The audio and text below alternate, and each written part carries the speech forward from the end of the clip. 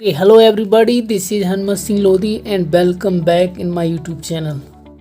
तो हेलो दोस्तों, आप लोग कैसे हैं। आज हम इस वीडियो में बेसिकली डिस्कस करेंगे कि जो भारतीय दंड संहिता है, इंडियन पेनल कोड है, और आईपीसी का जो वेयर एक्ट है, इन दोनों में डिफरेंस करेंगे और इनमें एक प्रकार से हम तुलना करेंगे कि कौन हमारा सबसे पहले हमें किसको पढ़ना चाहिए और किस की जो लैंग्वेज है वो इजी है, जिससे आपको पढ़े में बहुत ही आसानी हो।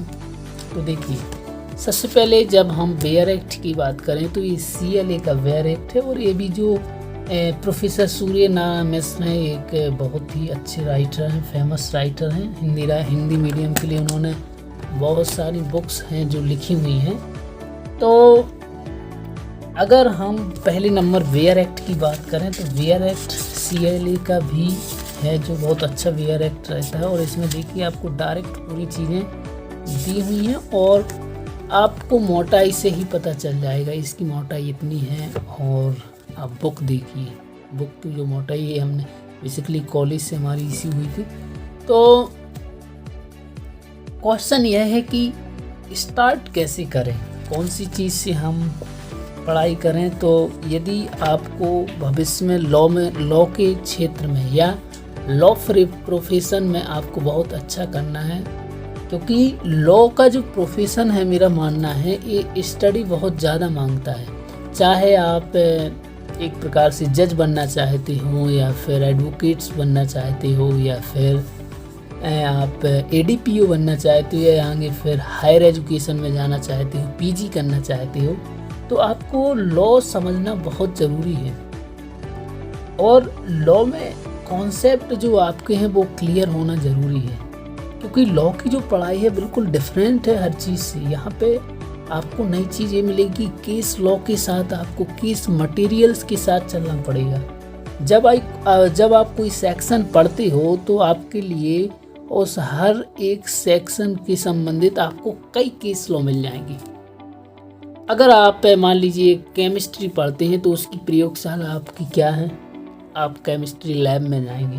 लेकिन लॉ का जो है आपको प्रैक्टिकली आपको कोर्ट में देखने मिल जाएगा। रोज़ ऐसी ऐसी घटनाएं हो रही हैं, और सुप्रीम कोर्ट तो आपके लिए प्रैक्टिकली है ही, वो कई अपने जजमेंट है जो लगातार पेश करता रहता है समय समय पर। तो बेसिकली अगर हम बात करें तो आप अगर शुरुआत करना चाहते हैं और आप यदि अफोर्ड कर सकते हैं तो आप सबसे पहले तो एक वेयर एक्ट खरीदें।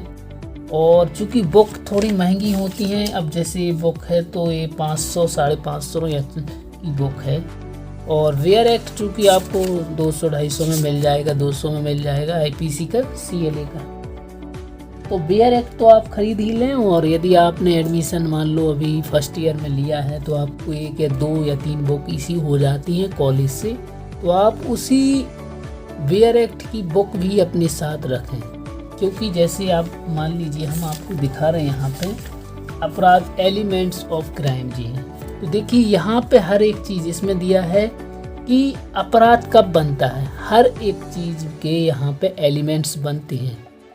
जैसे यदि आपको चाय बनाना है तो कुछ विशेष प्रकार के एलिमेंट्स चाहिए, आपको पानी चाहिए, आपको शुगर चाहिए, और आपको चाय पत्ती चाहिए, या फिर आप और कुछ डालना चाहते हो, तो आपको जितने भी ये सभी एलिमेंट्स की आवश्यकता है।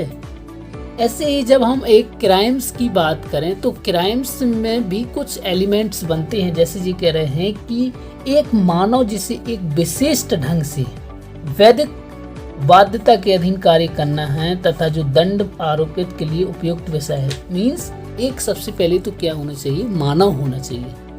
दूसरा, उसका इविल इंटेंशन मीन्स मेंसरिया होना चाहिए। तीसरा, ऐसी आशय को पूरा करने के लिए किया गया कार्य मीन्स एक्टस रिया की होना जरूरी है।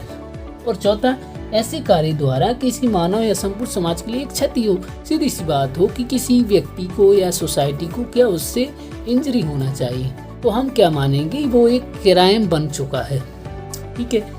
तो जेंटलमैन, आप सभी लोग इसमें देखेंगे कि हर एक चीज़, सबसे पहले हम मानव की बात कर रहे हैं, मानव।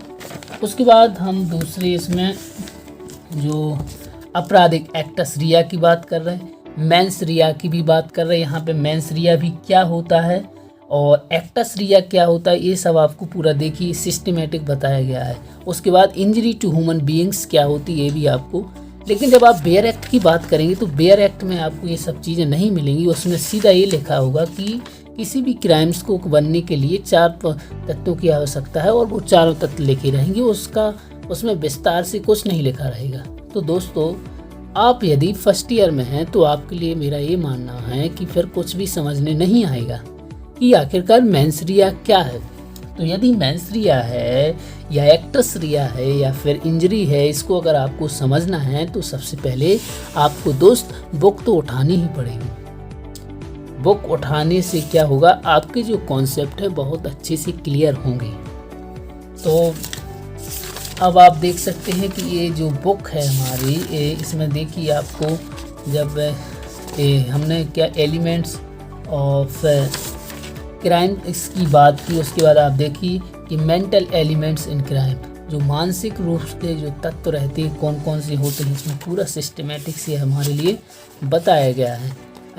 उसके बाद इसमें ये भी पूरा हमारे लिए बताया गया है कि what is strict liability, strict liability क्या होती है, एंड उसके बाद स्ट्रिक्ट लायबिलिटी, उसके बाद private liable and public nuisance, सब कुछ आपको इसमें हर चीज़ है जो सिस्टमेटिक आपको मिल जाए। विकेरियस लायबिलिटीज़ क्या होती है, ये सभी चीज़ें हैं, आपको समझना बहुत ज़रूरी है। तो दोस्तों, अभी हम आपसे इसमें यही डिस्कस कर रहे थे कि सबसे पहले तो मैं ये कहूँगा कि आपको दोस्त यदि अच्छे से कोई भी चीज़ समझना है लॉ में, तो आपको दोनों चीज़ का यूज करना पड़ेगा। और लॉ में तो आपसे यही कहूँगा कि आपने यदि ये करियर के रूप में चुन लिया है तो इसे हर रोज़ जिएं, इसको ज़िंदगी का एक पार्ट बना लें और इसको ऐसे पढ़ें कि आज जो आप पढ़ रहे हैं दोस्त, कल आपको इसका उपयोग करना है। चाहे आप जज बन जाएं, चाहे आप एडीपीओ बन जाएं, या प्रोफेसर बन जाएं, या फिर आप हायर एजुकेशन जाएं, आपको यह समाज में कल से इसका उपयोग करना है। तो इस वीडियो में यहीं पे हम अपनी बात ख़त्म करेंगे, क्योंकि दोस्तों हम अब कुछ सीरीज़ लाने वाले हैं जिसमें हम सीधे आपको एक बुक पढ़ाएंगे, सीधा बुक से कुछ कॉन्सेप्ट हम क्लियर करेंगे, या कॉन्स्टिट्यूशनल लॉ है या फिर आईपीसी है। तो इसको लेके यदि आपका कोई कमेंट्स है कि हम कैसे सही से स्टार्ट कर सकते हैं, तो आप हमें प्लीज़ कमेंट ज़रूर करें। और दोस्तों, यदि आपको यह वीडियो पसंद आया तो हमारे चैनल को सब्सक्राइब जरूर कर लें, क्योंकि यह जो यूट्यूब चैनल है एक पूरा लॉ से संबंधित आपको ऑथेंटिक प्लेटफॉर्म प्रोवाइड कराता है। तो आप सभी लोगों का बहुत बहुत धन्यवाद। मुझे इसी प्रकार आप सभी लोग सपोर्ट जरूर करते रहें। Thank you very much everyone.